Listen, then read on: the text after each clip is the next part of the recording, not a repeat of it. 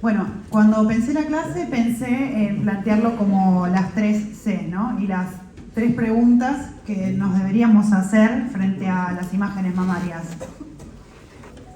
Primero, ¿cuáles son las imágenes mamarias, no? ¿Cuáles conocen ustedes? Mamografía. Y ahí alguien dijo resonancia, que es por ahí la que menos les suena, pero bueno, además de la mamografía y la ecografía, la resonancia. Bueno, además plantearnos cómo se hacen, porque por ahí los tenemos de oído y no sabemos bien cómo se hacen, y es parte también de entender la indicación. Y además, ¿cuándo pedir cada una de estas 3 grandes grupos de imágenes, ¿no? Entonces, empezando con cuáles, como ustedes bien dijeron, tenemos 3 tipos de imágenes mamarias, que son la mamografía, la ecografía y la resonancia magnética. Empezando por la mamografía, ¿sí? Bueno, ¿qué es una mamografía? Una mamografía es una radiografía de la mama, es una radiografía de tipo especial y que tenemos que saber que comprende no solo la glándula mamaria, sino también, por protocolo, tenemos que poder ver la región axilar, la extensión axilar y los planos profundos pretorácicos. Por eso siempre que vean a alguien mirando una mamografía van a ver que también esté comprendido parte de lo que es el pectoral. Ahora igual lo vamos a ver en algunas imágenes. Las mamografías se dividen en 2 grandes grupos, pueden ser las mamografías de tamizaje o las mamografías diagnósticas. Cuando hablamos de mamografía de tamizaje, hablamos de aquella que se realiza como la llamada de control, que se hace en mujeres que no tienen ningún síntoma, ninguna clínica, y lo que busca justamente es, lo que persigue la mamografía en todos los casos es el hallazgo del cáncer de mama en estadios incipientes, digamos sería el ideal. Por eso buscamos que, digamos, en este caso no tiene ningún síntoma aparente por el cual consulta. Que me quedé acá sin... Ahí está. En cuanto a la mamografía diagnóstica, es la que se realiza en una mujer que sí ya consulta por algo puntual o tiene el antecedente de cáncer de mama o alguna sintomatología, como puede ser derrame por pezón, algún nódulo palpable, dolor, que es lo más frecuente. Y también para tener en cuenta, siempre es bueno repasar lo que es la anatomía de la mama a la hora de tratar de evaluar una imagen o indicar una imagen mamaria. En cuanto a lo que es la anatomía de la mama, voy a usar acá un poquito el cursor. Sabemos que bueno, está compuesta no solo por la glándula, sino también tiene tejido adiposo, y estas 2 proporciones es importante, digamos, saber que las proporciones de ambas varían de acuerdo a la edad de la mujer, de acuerdo a la situación fisiológica también por la que esté pasando, si puede ser el embarazo, la lactancia, premenopausia, posmenopausia, o una mamá, bueno, como decía, varía con la edad, de una paciente mucho más joven o mucho más añosa. El reemplazo adiposo, o sea, por el tejido glandular, se va reemplazando por tejido adiposo a medida que la mujer va aumentando en edad. Que no siempre esto es tan lineal porque vemos pacientes de 80, 90 años en la consulta que tienen una mama muy densa como una mama joven, ¿sí? Para aclarar por si también lo escuchan o si yo lo llego a decir en algún momento, la mama densa es aquella que se compone de mayor tejido glandular, ¿sí? Y densa le decimos basándonos también en la mamografía en la que se va a ver como más blanca, por así decirlo, como más densa, así más radiodensa. Entonces, como decía, se compone el tejido adiposo, el fibroconectivo y el glandular, en un patrón que va variando. Y además, bueno, como para ver los diferentes planos, pero el más importante, el que vamos a ver nosotros en las imágenes, es el pectoral. Entonces, bueno, como les decía, las cosas que tenemos que ver a grandes rasgos en una mamografía, ¿sí? Para decir, bueno, esto está bien hecho o no. Primero, bueno, que son bilateral el estudio y tenemos 2 proyecciones de las cuales ahora les voy a hablar, pero la primera, que es esta, es una proyección cráneo-caudal, ¿sí? Con la mama que se aplasta en este sentido, igual ahora van a verlo en otras imágenes, y la otra es una proyección mediolateral oblicua por la angulación de la mama. En esta proyección ven que vemos más porcentaje de pectoral y vemos todo lo que es la prolongación axilar, con lo cual también podemos ver imágenes ganglionares. Esto es una imagen ganglionar normal, ¿sí? Que tiene la parte como más blanca, por así decirlo, o más densa, es la corteza del ganglio. y la parte radiolúcida, que es el ilio. Además, bueno, vemos el tejido glandular, que como les dije es la parte blanca o la más densa, que en este caso es un patrón mixto porque tenemos una mama que no es tan densa, por así decirlo, y tiene también un ligero componente adiposo, ¿sí? Que es lo más radiolúcido. ¿Se entiende hasta acá esto? Sí. Bueno, y siguiendo con cuáles y cómo, en este caso, cómo se realiza una mamografía. Bueno, los métodos de obtención, tenemos 3 grandes métodos, si bien hoy por hoy nos basamos más que nada en uno, pero hay que conocer que existen 3 tipos de mamografías, que son la convencional o analógica, la más antigua, por ahí la que primero se desarrolló, la mamografía digital directa, y otra que es una especie de híbrido entre las dos, que es la mamografía digital indirecta o digitalizada. La mamografía convencional o analógica es aquella que obtenemos, para hacernos una idea, es como una placa radiográfica común, ¿sí? La que se usa el detector y la pantalla y la película, ¿sí? La que se revela, la placa radiográfica. En esta, bueno, los fotones pasan a través de la mama y se impactan en lo que es la película, que luego se va a revelar. Como esto lleva un revelado, para hacernos una idea, es como la cámara fotográfica analógica, ¿sí? Que no la podemos modificar. Una foto de las de antes no se podía modificar, se revelaba y como estaba es lo que quedaba, el resultado. Entonces, esto, bueno, lleva también sus inconvenientes a la hora de la visualización y también a la hora del almacenamiento. Piensen que esto son placas y placas de pacientes que requieren algún tipo de almacenamiento y de tener espacio para ese almacenamiento. Pero bueno, es el sistema más económico también, eso es una realidad. Después tenemos este sistema que le decía que es híbrido, en el cual se hace la captura a través de un sistema similar al analógico, pero se digitaliza después. Entonces tenemos como un mix de ambas cosas, ¿no? Y hay una posibilidad de almacenamiento digital, que eso ya nos resuelve bastante el tema de no tener que estar con las placas. Y se puede enviar también digital y se puede hacer un procesamiento. Sin embargo, bueno, igual en algunos casos la radiación es alta y no tiene una calidad tan buena como la digital. La digital, o DR o 2D, ¿sí? En esta directamente los rayos X que pasan a través de la mama se transforman en una imagen digital. No hay una interfaz como la placa o una computadora que digitalice la imagen.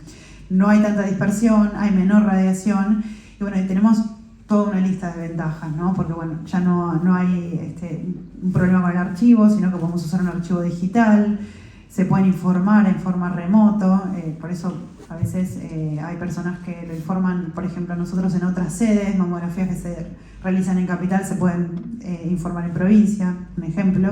Se puede realizar también otra técnica, que es la tomosíntesis, que después les voy a contar un poquito, pero es una mamografía 3D. Se puede aplicar el CAD, que es una especie de inteligencia artificial que nos señala zonas sospechosas en la mamografía. No requiere la impresión, si bien nosotros, por ejemplo, en nuestros centros seguimos imprimiendo, en muchos de los centros hoy ya no se utiliza la impresión, lo cual también es más sustentable y es mucho más práctico.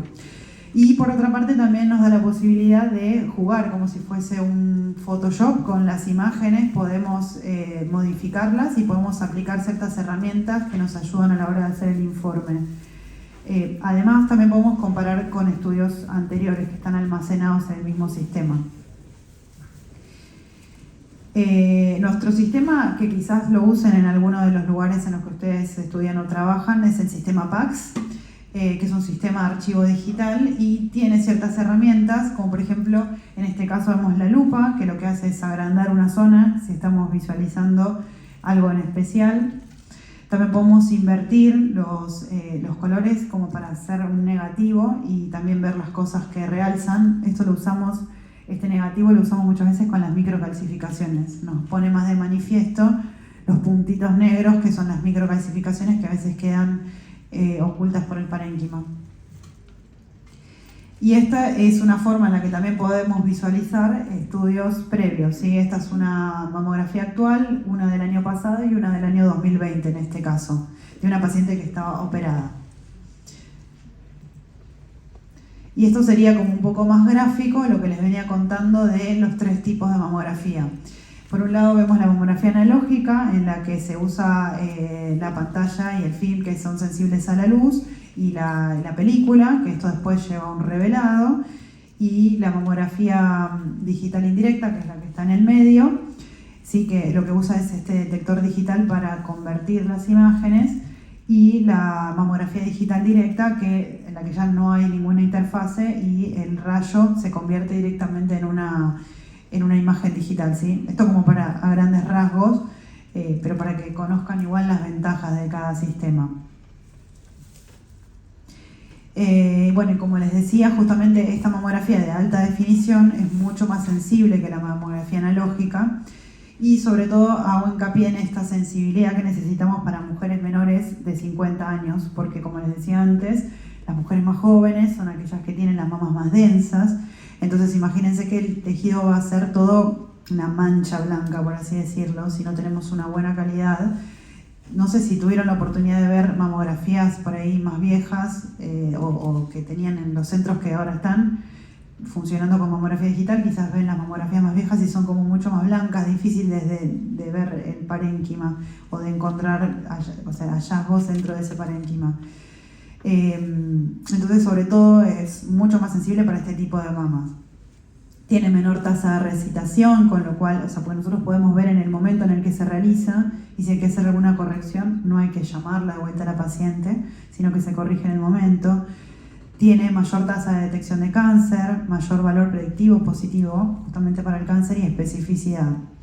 Y de acuerdo al consenso de USOBI, que es la Sociedad Europea, debería utilizarse la mamografía directa, ¿sí? En lugar de la analógica o de la indirecta, ¿sí? Justamente por la menor dosis de radiación, la mejor calidad de imagen, la posibilidad del postprocesamiento y el hecho de que no estamos usando químicos contaminantes, que son los que se usan para revelar la mamografía. Bueno, la mamografía es una cadena de acciones, la realiza un técnico y siempre tiene que estar haciendo estos mismos pasos, y después lo que va a hacer la lectura o el paso final es el que va a realizar, además de que hace alguna lectura preliminar el técnico, es el médico, ¿no? Quien hace la lectura y el informe. Pero bueno, serían estos 3 pasos: el posicionamiento de la mama, la captura de la imagen, que sí están llevados a cabo por un técnico, y también luego la lectura, ¿sí? Esto también me pareció importante considerarlo, que cada paciente tiene que tener un estudio a su medida, ¿sí? Si bien dejé consignado también esta diapositiva lo que es la movilidad de la mama, de cuáles son los sectores más móviles, que son el externo o el inferior, que nos ayudan a comprender un poco cómo tomarla, cómo posicionarla. Sepan que es un estudio muy a medida de cada paciente. Nosotros, por ejemplo, recibimos pacientes más jóvenes, más añosas, pacientes discapacitadas, pacientes que por ahí no pueden movilizar el brazo, pacientes que son más sensibles que otros, que están en lactancia. Entonces, cada situación de la mujer y del hombre también, porque el hombre también se hace mamografía, hay que tenerla en cuenta a la hora de realizar una mamografía, sobre todo porque va a determinar esto el resultado de la imagen. Entonces, bueno, tener en cuenta los puntos móviles que se mueven justamente desde estos puntos hasta los fijos, que se insertan en el tórax, como les mostré, tener en cuenta el pectoral, que es el músculo más importante y el cual tiene que estar relajado para dar cierta movilidad y que la persona se pueda ubicar como la técnica le indica y dejarse llevar para tomar la imagen. El 50% de los cánceres aparecen en los cuadrantes externos, con lo cual tomar este área es muy importante, ¿sí? Ya que nos va a ayudar en la detección del cáncer que por ahí queda oculto. Nosotros le llamamos áreas ciegas de la mama, a estas áreas que son difíciles de tomar, sobre todo a veces con áreas más voluminosas, con mamas más voluminosas. Tenemos que estar corroborando que se hayan tomado bien los sectores externos. Y como les decía antes, tener en cuenta que ciertas anormalidades musculoesqueléticas, discapacidades, tienen que ser consideradas a la hora de tomar la imagen. Bueno, en cuanto a las proyecciones, principalmente son 2 proyecciones que las determina el Colegio Americano de Radiología, que es el mismo que crea el sistema BIRADS, que después vamos a hablar de eso también. que es un sistema para el armado del informe. Y en la primera palabra de las dos incidencias se habla de la posición del tubo de rayos y en la segunda dónde está el receptor de la imagen, ¿sí? Por eso van a ser cráneo caudal, o sea, en ese sentido va el rayo, o medio lateral oblicuo, ¿sí? Entonces acá tenemos algunas de las características. Esta es la posición en que la persona tiene que posicionarse por el técnico en una proyección cráneo-caudal, ¿sí? Como les dije, va de lo que sería la cabeza a los pies, el rayo. El paciente está posicionado en 5 o 6 grados y el equipo tiene que estar en 0, o sea, ¿sí? Horizontal. Se le puede dar cierta angulación si el paciente no, digamos, no llega por ciertas características del paciente. Entonces, lo que sería el portachasis estaría en el ángulo inframamario, porque de vuelta va de cráneo hacia caudo, ¿sí? El pezón también se va a ver de perfil y el contorno medial de la mama también lo vamos a poder ver y se toma un 50% de músculo pectoral. O sea, tenemos que poder ver cierta porción de músculo pectoral en una incidencia cráneo-caudal, ¿sí? ¿Se entiende cómo se ve esto? Sería como un corte horizontal, ¿sí? De la mama. Y la otra de las incidencias es la medio lateral oblicua, ¿sí? Ven que el rayo va a incidir desde la porción medial hacia la porción externa de la mama y el equipo se posiciona en 45 grados. Normalmente es en 45 grados, pero se puede llegar a una angulación de 60 grados, ¿sí? O sea, para que quede bien en claro, la incidencia cráneo-caudal es a 0 grados y la medio lateral oblicua a 45. Y en esta sí, obviamente vamos a ver mucho mejor la prolongación axilar, que es como la que le mostré antes, ¿sí? Hay otras proyecciones, pero tampoco para marearlo, porque es bien específico del día a día. Hay una proyección que es a 90 grados, que es una lateral estricta para ver ciertos hallazgos que querramos explorar en el área más externa de la mama. Una proyección craneocaudal extendida o exagerada también. Y la más común, o la que por ahí escuchan hablar, es la proyección focalizada, que puede ser con o sin magnificación, ¿sí?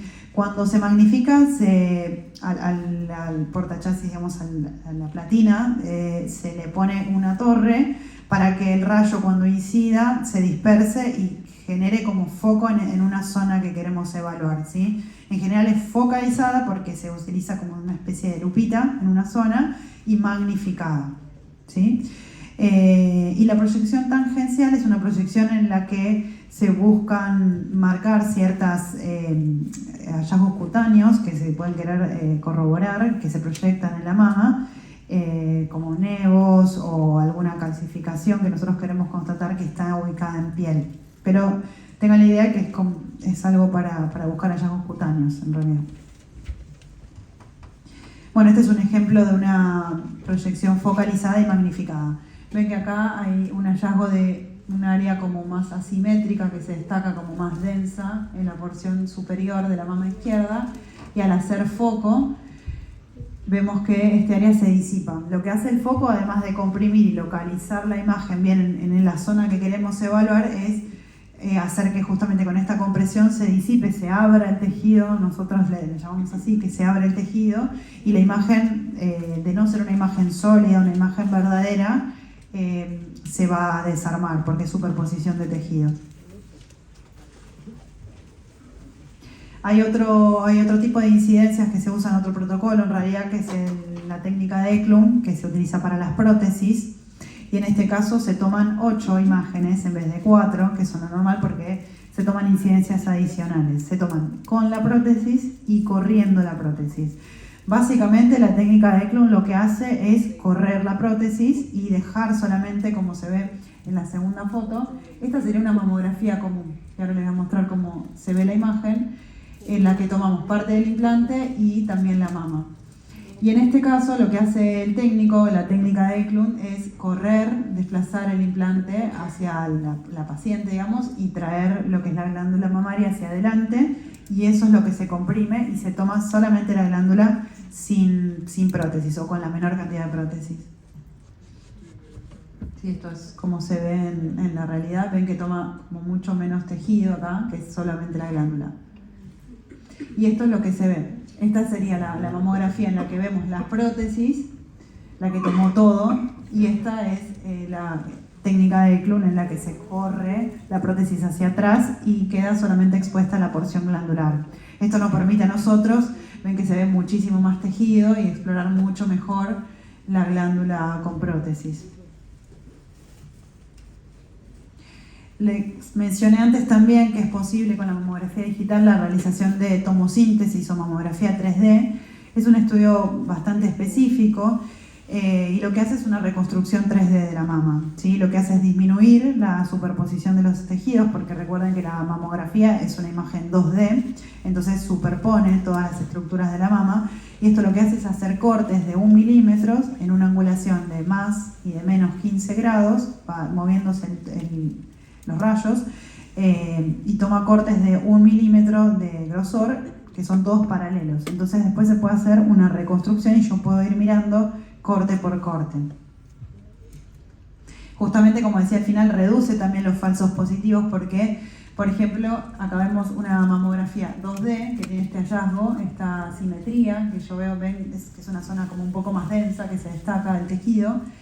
Y al evaluarla mediante tomosíntesis, estas son las diferentes porciones de la tomosíntesis, las diferentes, cuando las voy pasando, voy viendo que en realidad se va desarmando la imagen y que se trata de una superposición de tejido, perdiendo valor patológico, ¿sí? Es como una tomografía de la mama. Y en cuanto a lo que es la estructura, lo que es el informe mamográfico, tiene cierta estructura y en un primer momento lo que consignamos, que no todo el mundo lo deja por escrito, pero sí nosotros igual lo relevamos como parte de la consulta, es el motivo de la consulta. Y ahí podemos dividir en dos grandes grupos de mamografías, como les conté antes, la mamografía que se hace de control o de tamizaje, o la mamografía diagnóstica, ¿sí? En la que el paciente viene por alto riesgo, porque tuvo un antecedente de cáncer de mama, porque tiene alguna sintomatología. En cuanto a lo que es la composición del tejido, un poquito lo que hablé antes acerca de la mama densa, la ACR determinó 4 tipos de clasificaciones, de categorías, que serían la ACR A, B, C y D, para lo que es el tejido, la composición del tejido mamario, ¿sí? De lo menos glandular a más adiposo a lo más glandular o más denso. Y ven que acá queda muy gráfico cómo se ve la mama, que es totalmente adiposa, que tiene escasa cantidad de glándulas, se ve mucho más radiolúcida, y en esta podemos evaluar mucho mejor cualquier hallazgo, va a ser mucho más evidente. A continuación, en estos otros tipos, sobre todo en las mamas densas, que son las categorías C y D, que son heterogéneamente densa y densa, ven que cualquier hallazgo puede quedar, o sea, mucho más enmascarado con el parénquima.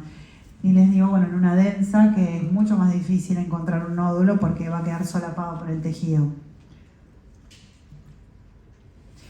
Y en cuanto a los hallazgos, también para mencionarlo, esto es todo un mundo de hallazgos, pero para que sepan a la hora de recibir un informe, los hallazgos pueden ser nódulos, pueden ser calcificaciones, distorsiones, asimetrías y otro grupo de misceláneas que es muy variado.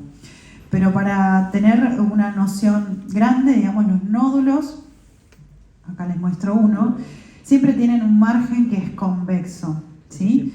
O sea, tienen una formita ovalada, redonda. Siempre nosotros, esto ya es más por ahí para el que hace las imágenes, pero tenemos que describir lo que es la forma, el tamaño, la cantidad de nódulos que vemos, cómo son los márgenes, la densidad también, si es más denso, o sea, más blanco o más radiolúcido, ¿sí? Más oscurito, se mimetiza más con el parénquima. Y el tiempo de evolución, porque muchas veces por ahí vemos estos nódulos que ya tienen 20 años de evolución. Las calcificaciones también son otro hallazgo que solemos ver. Bueno, acá podemos ver que se ven bien densas, ¿sí? Y están asentando sobre un nódulo, y hay otras que están en el parénquima, ¿sí? También hay que describir, bueno, el tamaño, la forma, si son homogéneas o heterogéneas, la distribución, la densidad, el tiempo de evolución. Esto es un ejemplo de una distorsión que está evaluada con una focalización y magnificación, como les mostré antes. Las distorsiones son muy características de las mamas operadas, ¿sí? Que justamente queda alterada la arquitectura. Y en este caso, a diferencia de los nódulos, ven que los márgenes pueden ser espiculados y en general no son cóncavos, ¿sí? Perdón, son cóncavos, no son convexos en este caso. Las asimetrías, ¿sí? Son otro de los hallazgos. Ven que idealmente las mamas son simétricas o la distribución del parénquima es simétrica. Puede presentarse, como en este caso, una distribución asimétrica. Ven a predominio de lo que es el sector externo, superexterno, ¿sí? Con respecto a la otra mama en espejo, ¿no? Al compararlas. Muchas veces las asimetrías son fisiológicas de cada paciente y muchas veces son alteraciones y son patológicas. Y en este caso, como les hablaba de misceláneas, es un ganglio intramamario, ¿sí?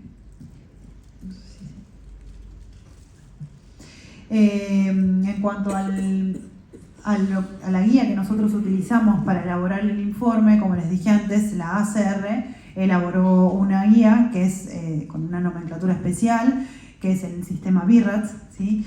Que son puntajes que van del 1 al 6, y vemos que, por ejemplo, en el caso del BIRATS 1 es una mama normal, sin ningún hallazgo. Y en el caso del BIRATS 2 es hallazgos que tienen que ver con patología benigna. Por ejemplo, puede ser que veo ganglios intramamarios o una mama que ya tiene hallazgos que son conocidos, se categorizan como BIRATS 2 y esas son las que van a tener un control anual, ¿sí? Categorías 1 y 2 se consideran para control anual. En cuanto a lo que es el BIRATS 3, tiene una cierta sugestividad de malignidad con un valor predictivo positivo menor al 2%. Por eso en este caso, digamos, no es para un control anual y dejarlo evolucionar, sino que le hacemos un control intermedio en 6 meses.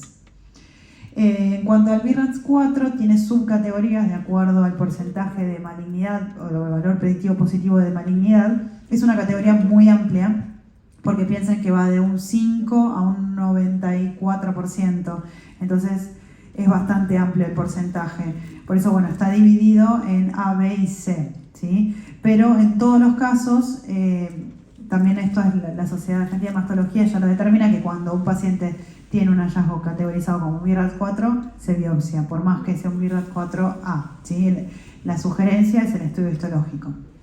Y en cuanto a lo que es el BIRATS 5, nos habla ya de alta sospecha y también es mandatorio el estudio histológico mediante la biopsia.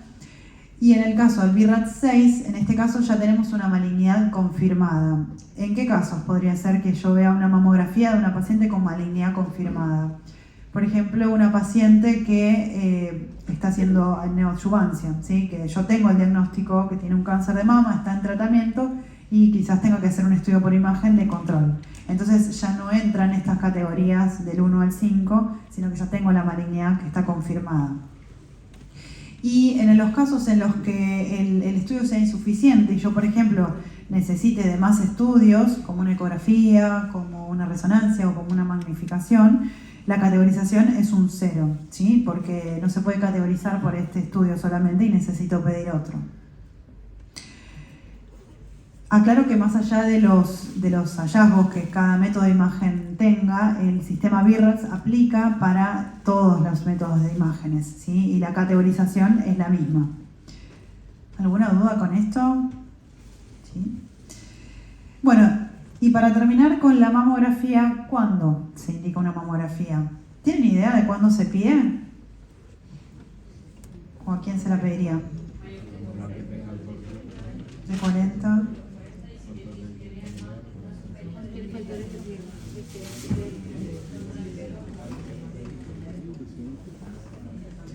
A ver. Bueno, factores de riesgo. Bien. Está bien esto del concepto de que sea a los mayores de 40, ¿sí? Este es el consenso al que se llegó con la Sociedad Argentina de Mastología, esto también está publicado, y sí, se hace anual, con edad de inicio a los 40 años y una edad de finalización que no está determinada del todo, ¿sí? Siempre que la expectativa de vida sea por lo menos mayor a 5 años.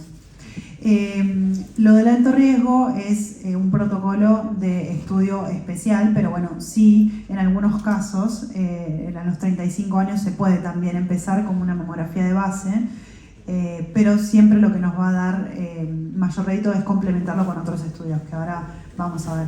Pero sí tengan el concepto que a partir de los 40 años y anualmente se solicita la mamografía. Esto cambia también y van a ver que por ahí en otros países empiezan a los 50 o es cada 2 años a partir de los 40. Lo que dice la Sociedad Argentina de Mastología, para nuestro país por lo menos es esto, ¿sí? Es a partir de los 40. Bueno, y también esto para traerles un poco de lo que es la sensibilidad y la especificidad que lo determinaron diferentes trabajos en los diferentes métodos, viendo que desde la analógica hasta la digital directa, como les decía, que es la más sensible, ni hablar, bueno, la tomosíntesis que tiene una mayor sensibilidad justamente porque vemos corte por corte la mama, y también comparado en este caso con la ecografía, ¿sí? Y la especificidad, bueno, es bastante variable en los trabajos consultados, pero también es alta para la mamografía.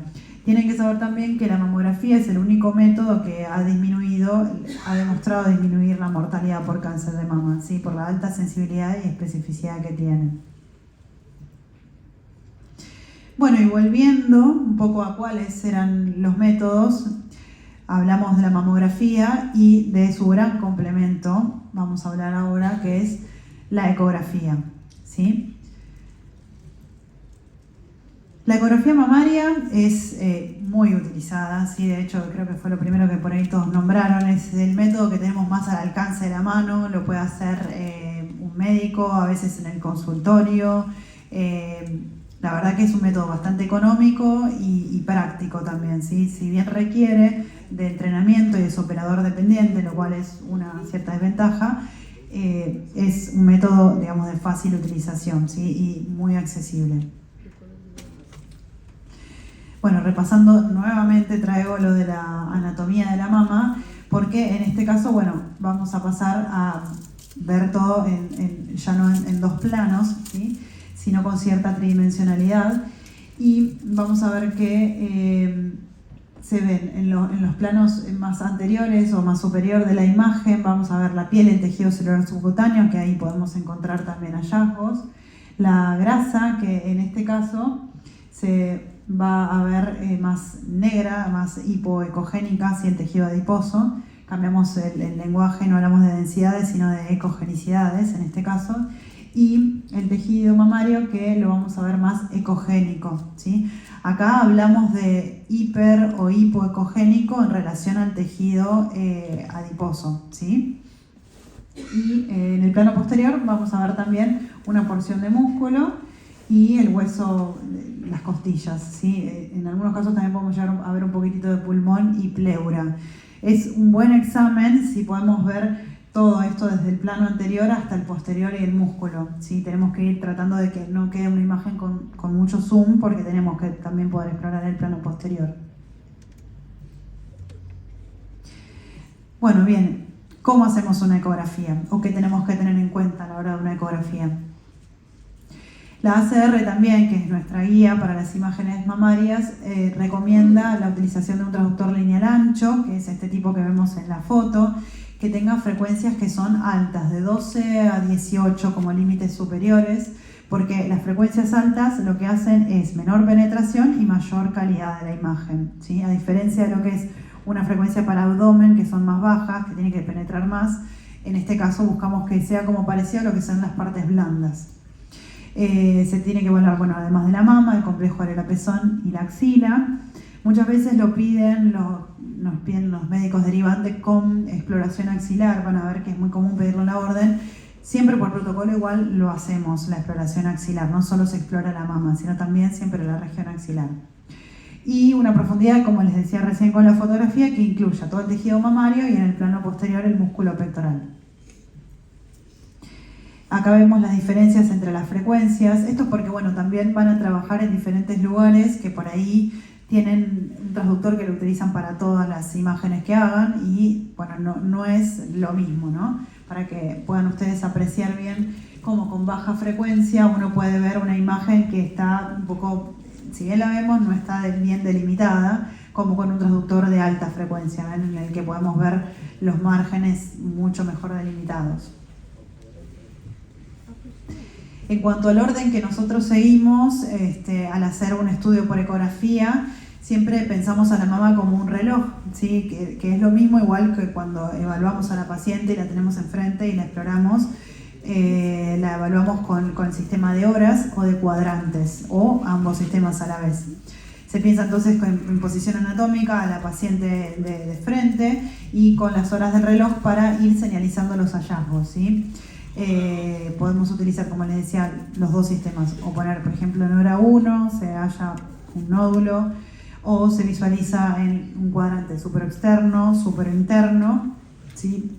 Suponiendo que esta es la mama izquierda, posición anatómica, este sería el lado externo de la paciente, con lo cual este es el cuadrante superior y externo, este es el cuadrante inferior y externo, este sería el cuadrante superior e interno, y este es el cuadrante inferior o interno, ¿sí? Nosotros que por ahí ya estamos más acostumbrados, podemos pasar de un sistema al otro como más fácil, pero bueno, para que ustedes se orienten, siempre hay que pensar en las agujas del reloj y el paciente en posición anatómica. Obviamente todo se va a invertir con la mama derecha, ¿no? Porque esto es hablando de una sola mama. Para lo que es el rastreo, tratamos también de tener este orden en la cabeza para no olvidarnos de rastrear ninguna zona de la mama. Vamos por cuadrantes y cada médico va a decir, se elige, desde la hora 12 ir a barriendo todo el lado externo o a barrer todo el lado interno primero, pero siempre cada uno ya tiene un esquema mental para trabajar de la misma manera y no olvidarse de ninguna zona, y tampoco de la zona retroareolar, como les decía, ni de la axila.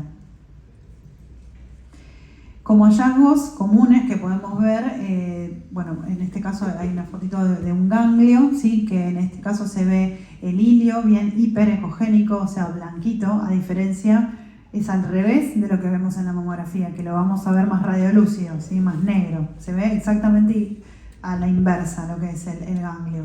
Y la cortical, que se va a ver hipoecogénica, ¿sí? Bien oscura. En este caso, bueno, en el plano posterior, muchas veces cuando uno suele mirar por primera vez una mamografía piensa que ve todos nódulos y en realidad son las costillas, porque se ven como hipoecogénicos y se ven en el plano posterior y confunde a veces.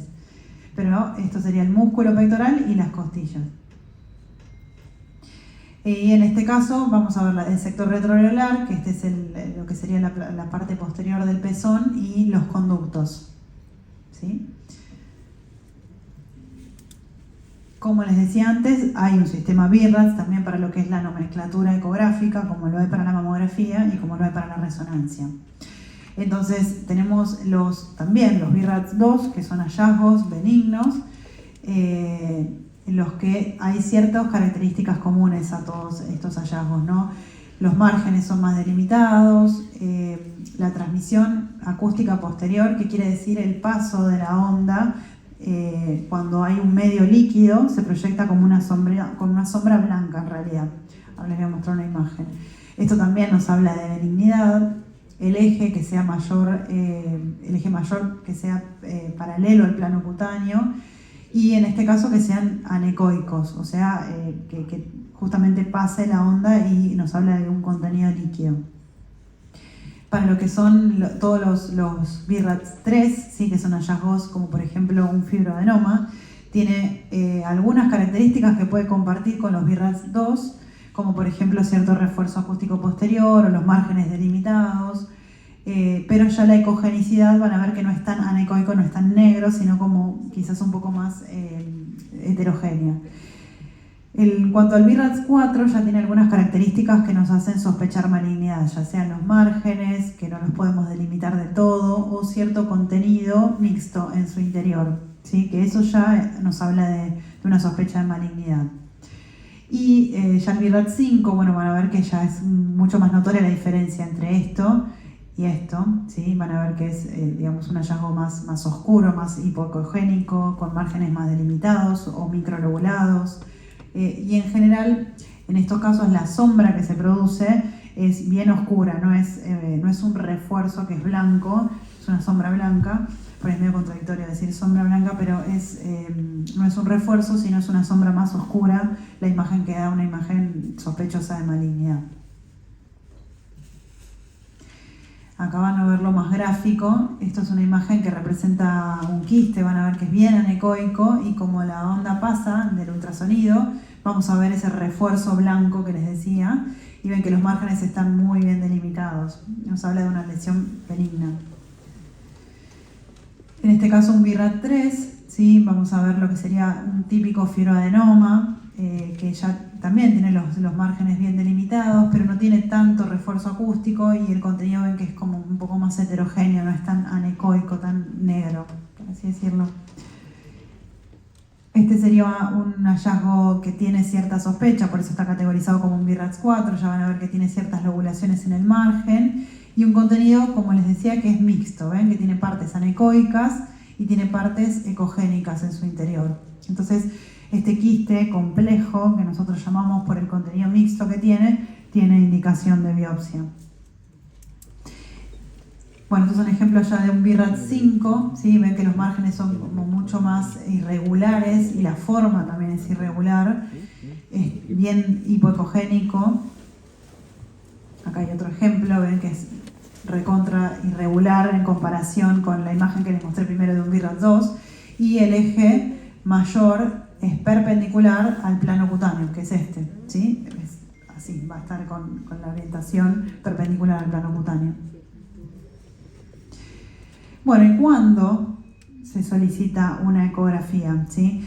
Como les dije antes, es el estudio que por ahí tenemos más a la mano y es el que con facilidad pedimos más, porque aparte decimos, bueno, la paciente no la irradiamos, la podemos evaluar en una guardia, es de bajo costo. Entonces, bueno, hay que también tener ciertos criterios y ciertos cuidados, porque como es tan accesible, a veces por ahí pecamos de más en pedir ecografías y eso nosotros lo vemos mucho en la práctica diaria. Básicamente, bueno, nos ayudó muchísimo lo que es la caracterización de masas palpables y no palpables. No palpables me refiero a las que se ven en la mamografía, que por ahí la paciente no tiene ningún síntoma y se ve un nódulo por mamografía, y la mejor manera de ir a buscar de qué se trata ese nódulo, si es un nódulo sólido, es un nódulo líquido, es con el estudio por ecografía. Como decía en el segundo ítem, hallazgos clínicos y mamográficos, como guía de procedimientos intervencionistas, nosotros lo usamos un montón para hacer biopsias mamarias, para el estudio de mujeres con implantes también. Muchas veces ante la sospecha de ruptura podemos determinarlo solamente con una ecografía.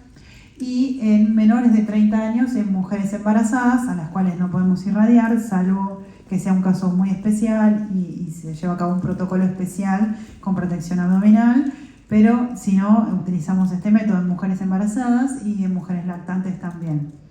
Hago una aclaración que también en mujeres lactantes podemos pedir mamografías, pero al estar el tejido tan estimulado por toda la influencia hormonal, no se va a ver una imagen tan nítida. Entonces, por ahí en algunos casos, para una evaluación, hasta que la mujer se pueda hacer una mamografía, utilizamos también la ecografía.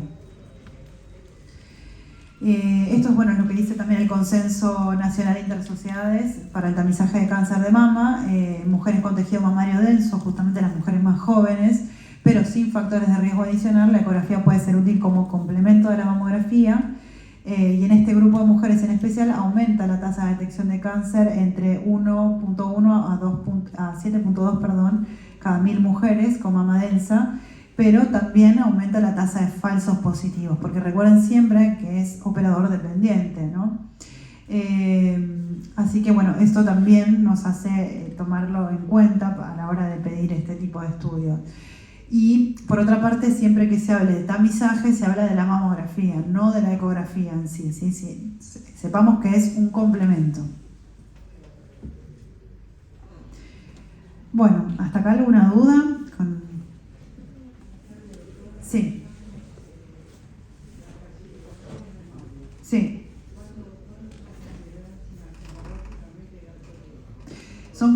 Bien. Se consideran de alto riesgo en la mamografía, digo en la mamografía porque a veces podemos ver algunas también en la ecografía, pero el estudio imagenológico, por excelencia para evaluar las falsificaciones, es la mamografía.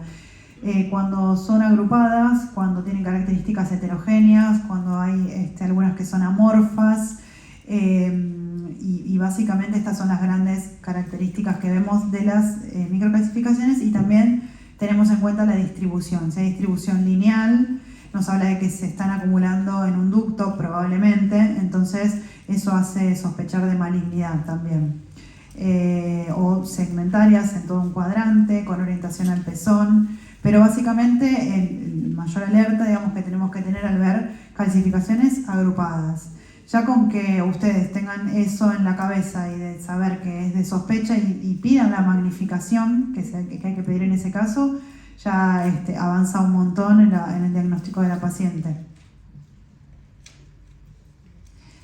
Bueno, y por último traigo el método que es el más complejo, ¿sí? Una de mis compañeras de diagnóstico Malpú dice que es como la auditoría de las imágenes mamarias, porque todo lo que no se vio antes salta acá, en la resonancia. La resonancia es el método más específico y más sensible, y también, bueno, es un método que es costoso, es un método que en muchos casos lleva contraste, puede producir cierta claustrofobia a la paciente por el método, por la forma en la que se realiza. Entonces tiene su complejidad y no se pide en todos los casos, ¿sí? Bueno, como les decía, la resonancia es un método súper complejo que nos brinda mucha información sobre las características físicas y funcionales. Funcionales, ¿por qué? Porque nos puede decir cómo se comportan estas lesiones en cuanto a la malignidad o la benignidad por el hecho de que utiliza contraste. Entonces eso nos va a permitir hacer esta diferenciación entre lesiones benignas y malignas, y hay varios protocolos. Si se disponen a leer lo que es resonancia, hay un montón de protocolos, incluso hay protocolos que están abreviados para solamente evaluar prótesis o solamente evaluar tejidos, pacientes de alto riesgo, pero yo les puse acá más que nada las secuencias que se utilizan normalmente, que son el T1 y el T2. En algunos casos se puede utilizar MIP y espectroscopía, o la secuencia Silicon Only, en la que vemos solamente silicona. Y en cuanto a las curvas que se evalúan con la inyección del contraste, se evalúan dos fases de esta curva, que es la fase inicial y la fase tardía. Bien, entonces un poco contarles cómo se realiza una resonancia. Primero, como les decía, hay que utilizar una bobina especial para mama. Esto también es, como les dije, lo de la ecografía, les digo lo de la resonancia. Hay muchos centros que hacen resonancia pero no tienen una bobina especial. Esto es también como para, por ejemplo, hacer una colangioresonancia. Se requiere de ciertos tipos de aparatos especiales, ¿sí? No porque sea un resonador se puede hacer resonancia mamaria. Tiene que tener una bobina especial para la mama. Y también lo que solicitamos cuando la mama la resonancia se puede programar es hacerla entre el día 5 y el día 14 del ciclo. Esto es porque al inyectar contraste va a realzar mucho, porque la mama va a estar con mucho más estímulo hormonal en lo que es la segunda fase del ciclo, la fase luteínica. Entonces por ahí nos confunde mucho más al intentar evaluar los hallazgos, ¿sí? Entonces se solicita que si es programada se pueda realizar en esta fase del ciclo. Obviamente que si es una paciente que está haciendo quimioterapia, es una paciente en la que tenemos alta sospecha y queremos biopsiarla, no vamos a esperar y la hacemos en cualquier momento del ciclo. Siempre, como es un método mucho más complejo y como les decía, este método es el que termina de cerrar un diagnóstico, debe ser evaluada en conjunto con la mamografía y con la ecografía.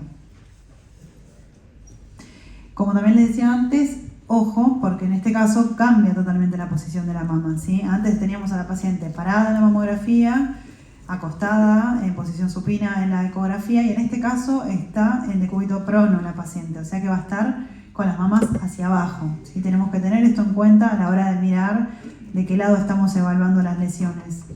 Y también esto es importante a la hora de indicarlo. ¿Por qué? Porque tienen que saber que la paciente va a estar boca abajo, entonces tenemos que ver bien si son pacientes añosas, si son pacientes con alguna discapacidad, si pueden o no permanecer el tiempo que lleva un protocolo de mamografía, que al menos es media hora, 40 minutos, y la posición la tolera la paciente, ¿sí? Esto puede llegar a dar claustrofobia en pacientes que no se conocen claustrofóbicas o que nunca tuvieron algún problema, pero realmente es una posición incómoda. Entonces hay que evaluar bien eso también, si la paciente lo va a poder tolerar.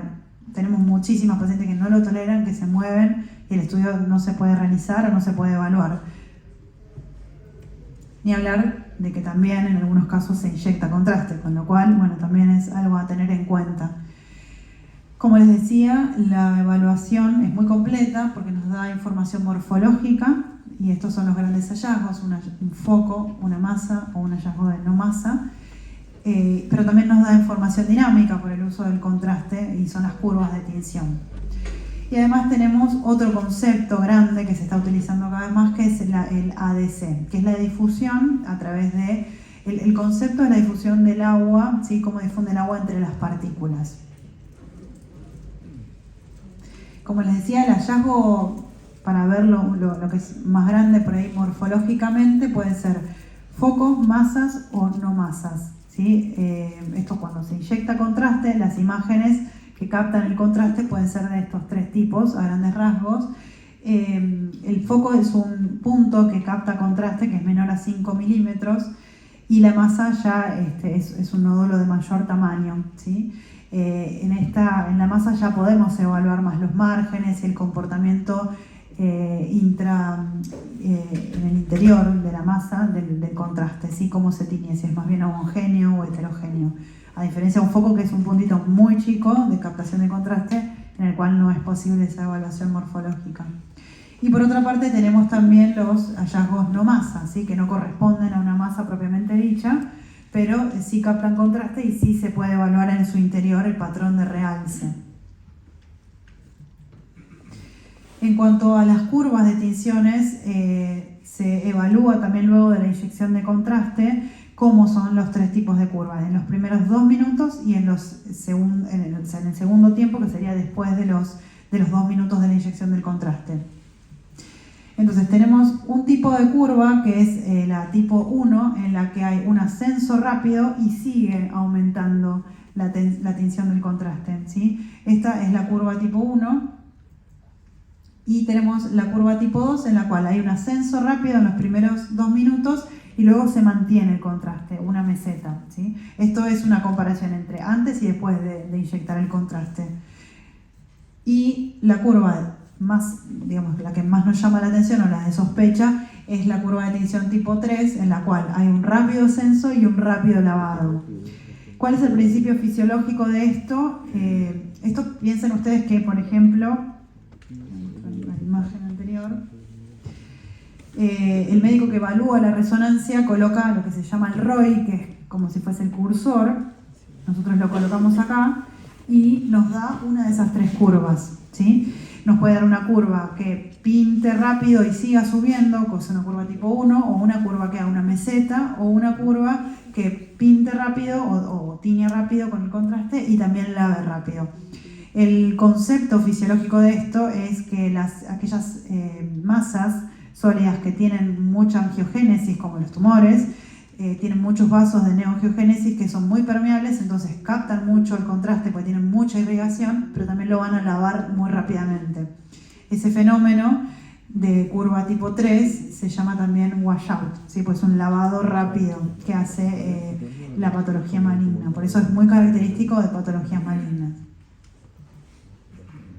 Y este es otro concepto que también está ahora un poco más en boga, que es la difusión o el ADC, que es otro tipo de curva y de medición que se hace, que también corresponde a lo que es evaluar la celularidad. Piensen lo que es también muy a grandes rasgos físicos, para no adentrarnos tanto en el tema, lo que es la difusión del agua o las moléculas de agua en un tejido que es muy celular, como por ejemplo un tumor, va a tener baja difusión. La difusión normal aproximadamente está entre 1.5 y 2 del tejido mamario. Si es baja la difusión, quiere decir que a las moléculas les cuesta más difundir a través de ese tejido porque hay mucha celularidad y eso nos habla de un tejido de malignidad. Por el contrario, si la difusión es alta, o sea, las moléculas se pueden mover rápidamente en un tejido que tiene baja celularidad, nos habla de hallazgos benignos en general. Bien, y creo que lo más importante es cuándo uno va a indicar una resonancia magnética. Bueno, son varias las indicaciones, principalmente, bueno, pacientes que tuvieron o que tienen cáncer, ¿sí? En lo que es la estadificación prequirúrgica, para planificar la cirugía, los planos de clivaje, para ver si existe además otras lesiones que yo no estoy viendo, que las va a poner en evidencia el contraste, y también eso nos va a ayudar a la planificación prequirúrgica. El carcinoma oculto, si es aquella mama en la que no hay ningún hallazgo ni por mamografía ni ecografía, sin embargo hay ganglios axilares afectados, se termina de poner en evidencia con una resonancia magnética. La evaluación a la respuesta a la quimioterapia también se mide con una resonancia. Siempre por protocolo se solicita una antes de empezar la neoadjuvancia y una al finalizar el tratamiento. Para evaluar márgenes comprometidos en pacientes que fueron operadas y sospechamos que hay alguna lesión residual, ya al mes aproximadamente podemos tener una buena captación y vamos a ver si quedó algún margen quirúrgico comprometido. Pacientes que tuvieron cáncer, para evaluar la mama que fue operada e irradiada, y también pacientes con posibilidades de tener cáncer, ¿sí? Lo que es todo el screening de la población de alto riesgo y las dudas mamográficas y ecográficas. Por eso, bueno, en esto también es un poco el que viene a terminar de cerrar el diagnóstico, el estudio por resonancia magnética. Y otro gran mundo de lo que es la resonancia y que es muy solicitada es a la paciente con implantes mamarios, ¿sí? Para terminar de descartar una ruptura protésica que no podemos descartar por un estudio por ecografía. Entonces, bueno, podemos solicitar una resonancia sin gadolinio para evaluar la integridad de los implantes, no es necesario pedirle un contraste, y con contraste, siempre con gadolinio, la solicitamos cada vez que queramos evaluar el parénquima, ¿sí? Entonces, todo lo que es evaluación de pacientes de alto riesgo, de cáncer, siempre se va a utilizar con contraste. En este caso, por ejemplo, vemos la respuesta a la quimioterapia neoadyuvante. Esto es una lesión que vamos a ver en la mama izquierda, que ven cómo desapareció y tuvo respuesta completa en el pre y post neoadyuvancia. Esta es una respuesta parcial, ¿sí? En el que la lesión que captaba redujo su tamaño. Y esta es una enfermedad que diría que quedó casi estable, ¿sí? Que no hubo respuesta a la quimioterapia neoadyuvante. Pero bueno, esto es de muchísima utilidad a la hora de planificar el tratamiento que va a seguir a continuación la paciente.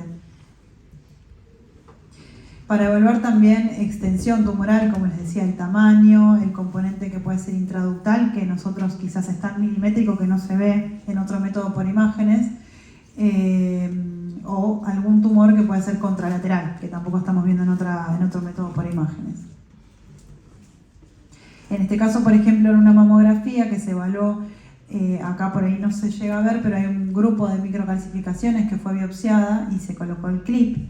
Nosotros entendemos que ahí está focalizada la lesión en el cuadrante superexterno de la mama derecha, pero vamos a ver que es una lesión muchísimo más extensa al evaluarla mediante resonancia, ¿sí? Entonces uno quizás el abordaje quirúrgico que iba a planificar es sacar solo ese cuadrante y sin embargo hay una lesión que llega hasta pezón, ¿sí? Es un realce de tipo más segmentario, ven que llega hasta el pezón. Lesión contralateral, como les decía antes, en este caso tenemos una lesión en la mama izquierda que se refleja en la resonancia, pero también tenemos una captación en la mama contralateral que tuvo traducción ecográfica.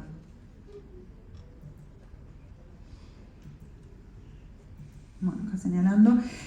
Otra indicación muy importante de la resonancia es la cicatriz versus la recidiva. Es muy difícil a veces evaluar ciertas cicatrices por la distorsión que generan en el tejido mamario. Por ejemplo, acá vemos la distorsión que se generó por la intervención quirúrgica en esta mama izquierda.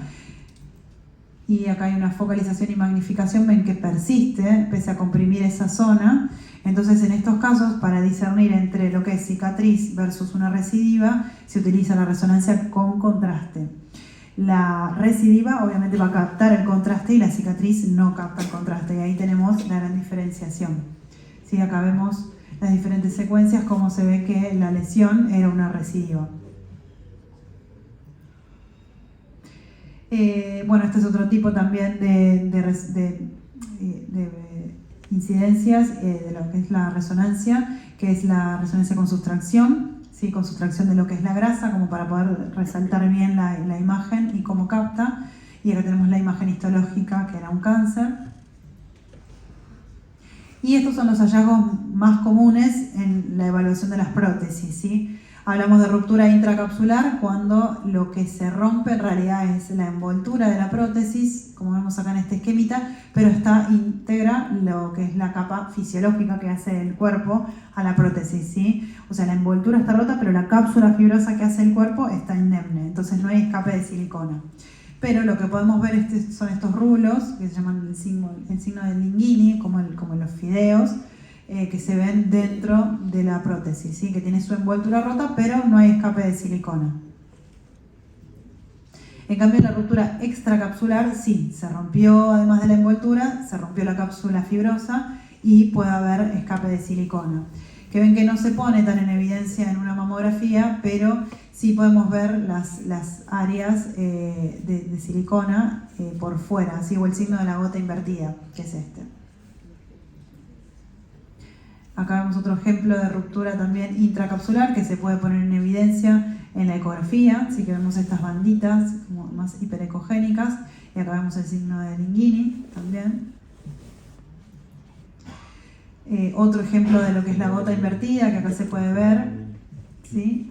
En la resonancia. Esto es de ruptura extracapsular. Y acá, siendo cierto foco, se ve la parte de la silicona. En este caso, bueno, hay ruptura intracapsular bilateral, ¿sí? Con silicona que está contenida dentro de la cápsula fibrosa. Y este es un caso que también vimos en algunos pacientes, todavía permanecen con inyección de silicona. Para los pacientes que nos refieran que tuvieron inyección de silicona, es la única indicación de imagen mamaria que va a ser así de entrada, ¿sí? No se le puede pedir, o se le puede pedir una ecografía y una mamografía, pero no vamos a ver nada, básicamente. Entonces, es importante que en estos casos se le pida una resonancia con contraste para evaluar el parénquima.